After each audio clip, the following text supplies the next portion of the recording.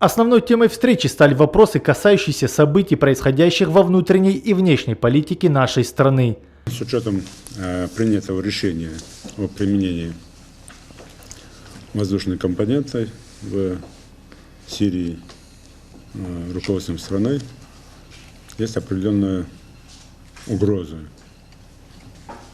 всплеска террористической или экстремистской активности. Пока мы это прослеживаем, дай бог, что на этом осталось, в соцсетях довольно серьезная работа там оппонентам ведется. Глава также напомнил присутствующим, что при прокуратуре республики создана межведомственная рабочая группа, которая должна исследовать все высказывания в этом направлении. Такие вещи не упускать. Разбираться с руководством сайта, со всеми, кто это публикует. По мнению Юнусбека Евкурова, внимание органам правопорядка необходимо уделить и пятничным проповедям в мечетях. Руководитель региона считает также, что правоохранительным органам надо пресекать проведение всевозможных стихийных митингов и акций. Нельзя, кто бы он ни был, позволять выходить за рамки закона. Если огульно оговаривает, охаивает власть, защищать должны вы. Это у вас в прямых полномочиях, это ваша прямая обязанность.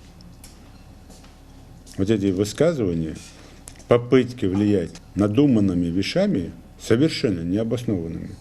Вы все-таки очень жестко противодействуете этим явлениям. Проверьте информацию, пригласите, разберитесь с этим вопросом. Дайте прокурорское или там какое-то предостережение человеку. Осветите это, покажите, что такие вещи недопустимы. Как только спокойно становится, больше говорят. И сегодня есть коррупция. А кто с ней не борется? У нас есть живые факты. Начальник УФСБ России по Ингушетии Александр Куманяев отметил, что вопрос своевременного выявления и оценки размещенного в интернете материала очень актуален. По его словам, к этой оценке необходимо привлекать не только межведомственную группу, но и специалистов-религиоведов, специалистов учебных исламских заведений.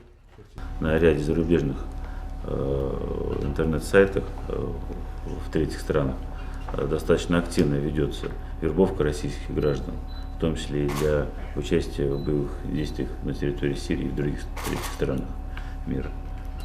Поэтому здесь необходимо задействовать все ресурсы и в оценке, и блокировании, и своевременное выявление таких материалов.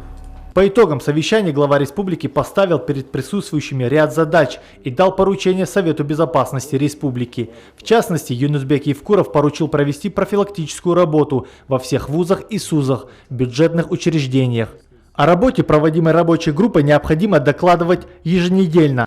Кроме того, глава республики дал поручение регулярно проверять автобусы междугороднего сообщения, предупредить водителей о недопустимости брать для перевозки недосмотренный багаж, а также подсаживать в ходе маршрута посторонних людей. Хусен Гагиев, Юсуп Ханиев, Юнус Сычоев, Новости 24.